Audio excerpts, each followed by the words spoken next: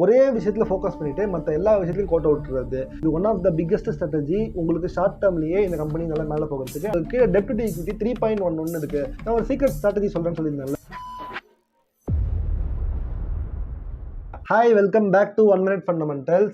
இந்த வீடியோவில் மணப்புரம் ஃபைனான்ஸ் கம்பெனியோட கம்ப்ளீட் ஃபண்டமெண்டல்ஸை பார்க்கலாம். ஸோ ஆல்ரெடி போன வீடியோவில் இந்த கம்பெனியோட பிஸ்னஸ் மாடல் என்ன, ப்ரொமோட்டர் அனலைசிஸ் என்ன, மேனேஜ்மெண்ட் அனலைசிஸ் என்ன, கம்பெனி ஹிஸ்ட்ரி என்னங்கிறதுலாம் கம்ப்ளீட்டாக சொல்லியிருந்தேன். அதை பார்த்துட்டு இந்த வீடியோ பார்த்தாலுமே அது இந்த வீடியோ பார்த்தீங்கன்னா இந்த வீடியோ பாருங்கள். பட் 2 வீடியோவும் பார்த்தீங்கன்னா தான் உங்களால் ஒரு கம்ப்ளீட்டான இன்வெஸ்ட்மெண்ட் டிசிஷன் எடுக்க முடியும்.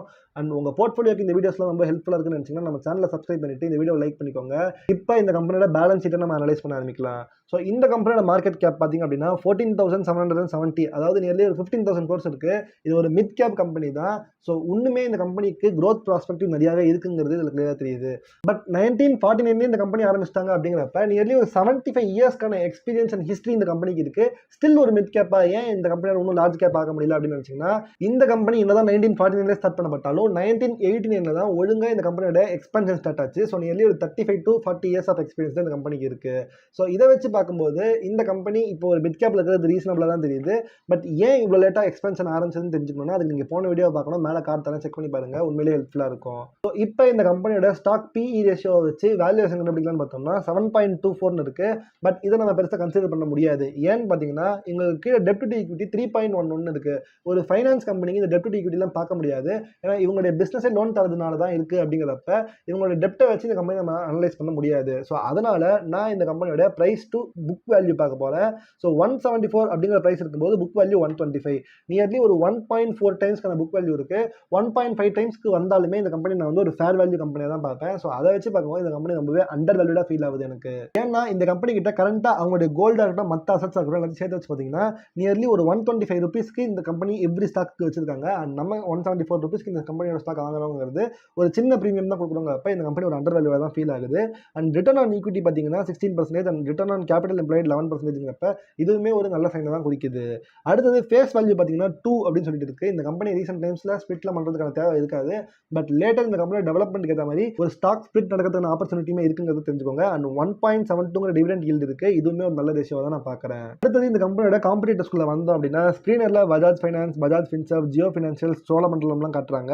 பட் ஆக்சுவலாக இந்த கம்பெனியோட காம்படிட்டர்ஸ் யாருன்னு பார்த்தோம்னா முத்தூட் ஃபைனான்ஸ் இருப்பாங்க அண்ட் IIFL ஃபைனான்ஸ் இருப்பாங்க. இப்போ முத்தூட் ஃபைனான்ஸோட புக் வேல்யூ எவ்வளோன்னு பார்த்தீங்கன்னா 2.87 இருக்குது. இது ஒருவேளை ஓவர் வேல்யூடாக இருக்குமோ அப்படின்னு நீங்கள் நினச்சிங்கன்னா நீங்கள் இந்த வீடியோவோட அனலைசிஸ் பார்க்கணும். வேணும்னா கீழே கமெண்ட் பண்ணுங்கள், உங்களுக்கு நான் அனலைஸ் பண்ணி சொல்கிறேன்.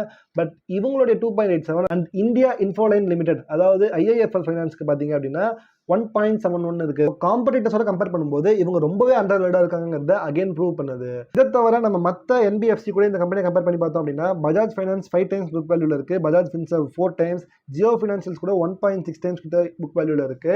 அண்ட் இவங்க மட்டும்தான் 1.4 டைம்ஸ் புக் வேல்யூல இருக்காங்கிறப்ப இவங்க தான் இந்த NBFC செக்மெண்ட்ல, அதுவும் முக்கியமாக கோல்டு லோன் செக்மெண்ட்ல ரொம்பவே அண்டர் வேல்யூடா இருக்காங்கிறத கிளியராகவே ஸ்டேட் பண்ணுது. இதை அகைன் ப்ரூவ் பண்ற விதமா இந்த கம்பெனியோட காம்பவுண்டட் சேல்ஸ் growth பார்த்தீங்கன்னா 14% இருக்கு. காம்பவுண்டட் ப்ராஃபிட் growth பார்த்தீங்கன்னா 17% இருக்கு. சேல்ஸ் எந்த அளவுக்கு வளர்ந்துருக்கோ ப்ராஃபிட் அதை விட அதிகமாக வளர்ந்துருக்கு.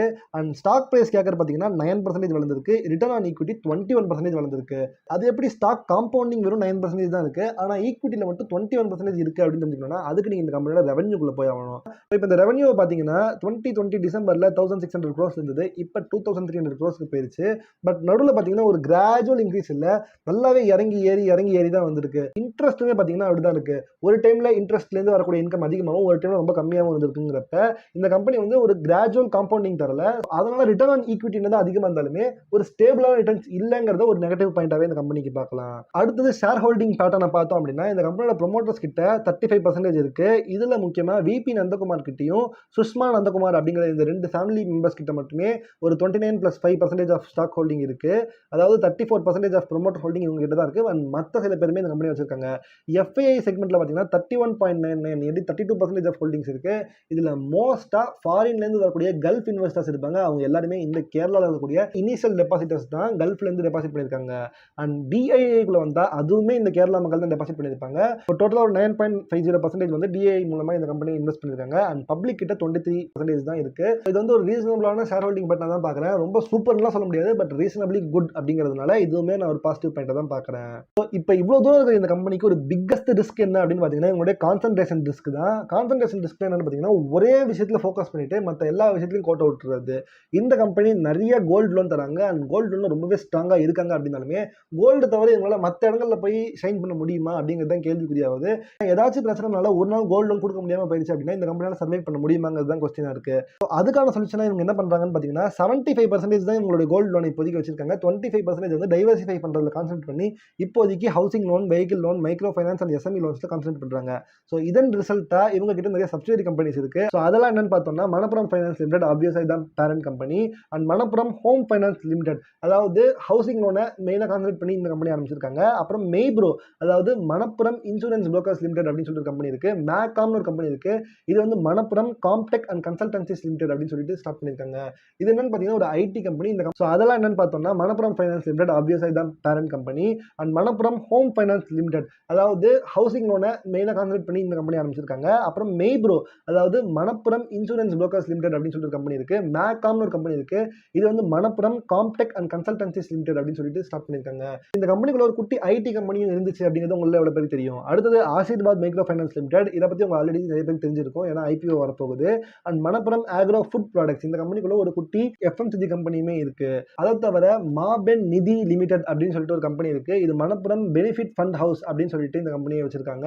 அண்ட் மணப்புரம் ரீத்தி ஜுவல்லர்ஸ் எப்படி Kalyan jewellers, Titan, GRT, Lalitha and இந்த தங்கமயில் பிசினஸ்லாம் பண்றாங்களோ அதே மாதிரி இவங்க கோல்டை வச்சு ஒரு ஜுவல்லரி பிசினஸுமே ரீத்தி ஜுவல்லர்ஸ் பேர்ல ஆரம்பிச்சிருக்காங்க. இதுவுமே ஒரு நல்ல விஷயம். மணப்புரம் ஹெல்த் கேர் லிமிடெட்னு சொல்லிட்டு ஒரு குட்டி கம்பெனி இவங்க கிட்ட இருக்கு. Manappuram advisory and Manappuram foundation ஒரு ட்ரஸ்ட்டுமே இந்த கம்பெனி வச்சிருக்காங்க. ஸோ இவ்வளோ சப்சிடரி கம்பெனிஸ் இருக்கும்போது இவங்க just not only finance company.